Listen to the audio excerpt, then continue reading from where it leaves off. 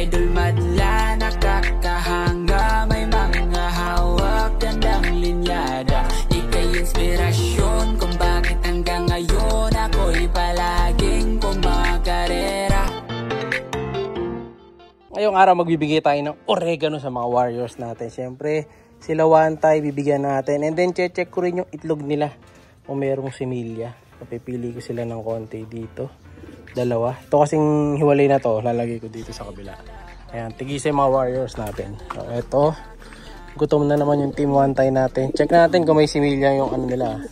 Yung itlog. Oh, guys. Yan ang sa inyo. Ha? Kailangan niya oregano para di sila sipunin. So, ito yung itlog nila. So, feeling ko may similya pareho. Ayan, kita niyo yung itlog. Oh. Dark pareho, mga kalapatids. Mamaya tatimingin natin na kunin yung itlog nila. At gutom na naman sila, mga kalapatids. Pakainin na rin natin. Kunin natin yung isa. So, ito yung isang itlog nila. Oh. Ayan, tapat natin sa liwanag. Kita nyo na kagad pag clear. Ayan, hindi siya clear, mga kalapatids. May similya to, matik. So, mayroon ng similya yung ating Wantay egg. Saktong-sakto magagamit natin yung anak nila. So, tumutubo na rin yung bagwis nila, mga kalapatids. Teka, medyo masungit to. Yung buntot nga nitong si, ano, kita nyo, naubos yung buntot niya, mga kalapatids. Ayan, oh. Nag-ano siya, nag-full molt. Etong si Balanar. Siga-siga pa rin. Tapang-tapang pa rin siya. So, yung bagwis niya, ayun, oh, tumutubo na. Ayan, patagilirin natin siya, ayun. May silip na sa kabilang side yung bagwis niya. Ayan, oh, kita nyo yung may tumutubo. Ayan, may silip na. So, hindi na natin naalisin yung dulo. Pusa na yan. Hindi ko lang sure dun sa hen. Tumutubo na. Tingnan natin. Kunin natin para sure. Tara dito, girl. Ayan. Yan. Ito, kunin natin siya. Ayan, tumutubo na din. Nakita nyo ba, mga kalapatid? Sinipit ko lang yung cellphone ko eh. Tumutubo na rin yung kabilaan niya. Nasa ano na, ang tubo nun. 1 inch na. No? So, halos 1/4. Pag nagkalahati yan, mas madali na natin silang matitrain. No? Kuha ko muna ng patukato, tapos i-train natin sila saglit dito. Yan, buksan natin to. So, mamayang gabi, loading na naman ni Grisel. Masasabak na naman tong si Grisel sa laban. Habang kinukuha ko ng patukayan, itong mga nakuha kong oregano, pasok natin sa Dreamloft. Yan. Hindi ko pala napinturahan to, nakalimutan ko na. Sarado natin, syempre. Baka tumakas yung mga breeder ko. Hindi natin sila ng oregano. Lahati lang. Ayan, oh. Para meron silang ano dito, tinutuka-tuka. Yan. Ito rin.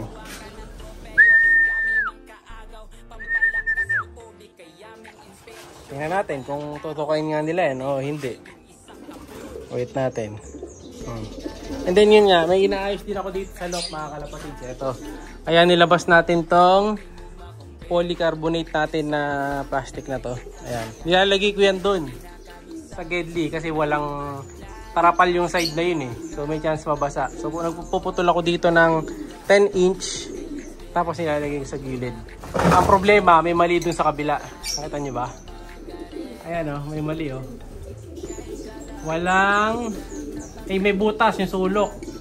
So, nagkamali ako ng putol. Hindi ko natansya yung sulok na yun. Dapat pala, nakahulma din. No? Mali ako doon. Pinutol ko ng buo eh. So, ano na lang, tatapalan ko na lang yun. Para di ko natanggalin. Kasi nakadikit na to eh. No? So, pinandikit natin yan. Cable tie lang. Nagbutas lang tayo dito sa mating. Ayun, ganyan lang. Matigas na. Maganda to, mga kalapatids. Lalo, pang bubong. Pwede nga to eh. Sa mga itaas, laging tapalan nyo na lang yung butas na ganito. Pwede siya. Kung small loop lang, maganda yan. Yan, kita nyo, tumatagos yung araw. Oh. Diba? Kaso nga, maiinit kasi yung loop nyo pag mayroong puro ganyan. Mainit kasi hindi papasok yung hangin. Pero kung gusto nyo matabunan yung hangin, yan pala, isang magandang ano yan. Magandang pantakip. No? Napakaganda. Lumiliwanag. Ayan, para sa kabila. Ayan, sa loop natin. Oh. Diba? Meron yung harap kasi nga malakas ang hangin sa harap para sa breeders. So yung mga stock bird, okay lang naman. Saka para di nila makita yung mga stock bird sa labas. Oh, pero maliwanag. Diba? So magpuputol pa ako ng isang ganito, 10 inch ulit. No? Singhaba nito para medyo balance. So hanggang dito aabot yun. 4 na mata. 1, 2, 3, 4, mga hanggang dito. Dito, abot niyan, hanggang doon. Sa baba, lalagyan ko din yan mga kalapatids. Kulang lang yung nalagay ko. Kasi yung isang cage na to, nalipat na natin eh. Idilipat ko to dyan sa pesto na yan. Para maging pantay. Kasya, sinukat ko na kasya. Ito, magiging 3 na lang dito. Ito, dito na. Para mabuo mga kalapatids. Kompleto na yung ano natin. Set natin. So, all goods na. Ngayon, titingnan na lang natin kung paano pa diskarte. Kasi mayroon pa ako mga bird cage na ganito. May 4 pa ako na ganito. Titingnan ko kung kasya ng isabit na lang sila dito. O kaya dito. Malamang dito mapunta. Kasi may kalapati rito. Baka di ko na mapakain yung dito pag may cage na mahaba dito. Hindi ko na mabubuksan. So, malamang doon malagay yung cage. 1, 2, 3, hanggang 3 sigurong patong. No? Titingnan natin kung paano ang magandang diskarte. No? Ayusin natin. No? Baka mamaya ayusin ko na to. Nag-ano lang tayo, nagpaayos lang tayo ng mga gamit. No? Para maayos natin yung ating loft. So, balikan natin yung ibon natin. Tapos, kunin natin ng patuka. Si Wantay. 3 kutsara lang binibigay natin mga kalapatids. Din sa breeder natin na yun. Di pa na-shoot. 2. May halong grits to mga kalapatids. Para tipid. Nahalo ko na sa patuka. Kasi may magastos eh. Binibigay sa kanila. Luto ka ba? Ayun, may kumakain na mga kalapatids. Kinakain mo. Kinakain naman itong si Masili Blue. Diba? Pag di nila inaalis yan, kinain, tatanggalin natin. Pero ito may kumakain din dito mga kalapatids. Ayan o. Gusto din nila mga kalapatids. Diba? Malunggay. Oregano. So kailangan kasi nila yan para maging healthy sila. Vitamins. Sa panlaban din sa sipon yan mga kalapatids. Kapag nagamoy oregano sila, hindi sila lalapitan ng lamok-lamok. Gusto naman nila mga kalapatids. Tutuka talaga. Ganyan lang ito. Tuka-tukain lang. Gagawin lang nilang chicha. Sa kabila ito. Gusto din ng iba. Problema. Hindi nga lang sila makaporma. Kasi may bantay na ibang mga kalapatids. Diba? Si Borga. Yung isa sa mga apari-finisher ko. Makain na. Sabihin na natin to sa kanila Wantay. Naghihintay na sila. Pero syempre, dadaan mo sila sa taas. Pasok tayo. Sige. Huwag ka lang magtatampo kasi baka mamaya magtampo to. Tapos hindi na sila maglimlim. Sayang naman yung itlog nila. Ito muna. Si ano na lang. Si Balanar na lang. Yung hindi na natin gagalawin. Ayun na si Balanar mga kalapatids. Nilabas natin ulit si Balanar. Try natin kung tatalon pa siya sa akin.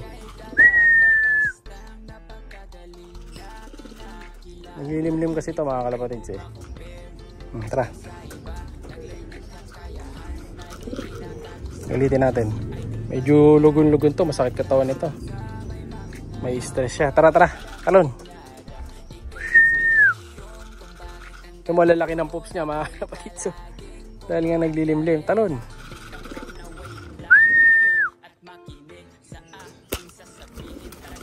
Tapa. Sige. Pagpag ka lang dyan. Napuno na ng poops yung paa mo.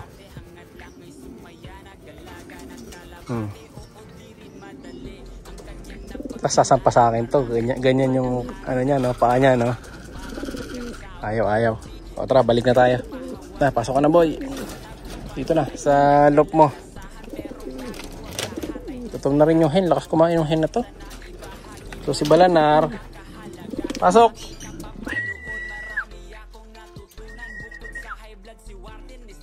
Sok.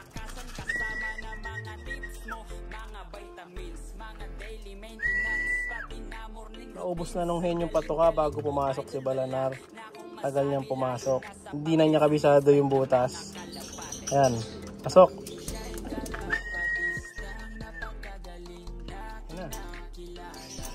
Ayan. Pasok. Bulang na sa practice si Balanar. So, maubusan ka na. Kulang pa siya sa galit mga kalapatids. Tagal na pumasok eh, oh.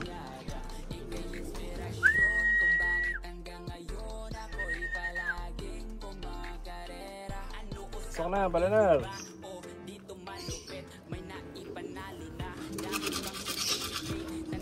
Tara. Naalangan siya dun sa ano. Harang. Yun. Wait, there's more. At dahil July 1 na ngayon, abangan nyo isa sa mga araw na to. Papost natin yung nanalo ng gift bird natin. So, gano'n pa rin. Pipili kayo kung gusto nyo yung dalawang giant. Or kung gusto nyo naman ay isang racing pigeon. Siyempre, kayo na bala sa shipping. Papayalan natin yan. Abangan nyo. Comment na parati. Baka kayo na mapili. Thank you. Siya'y kalapatistang napakagaling na kinakilala.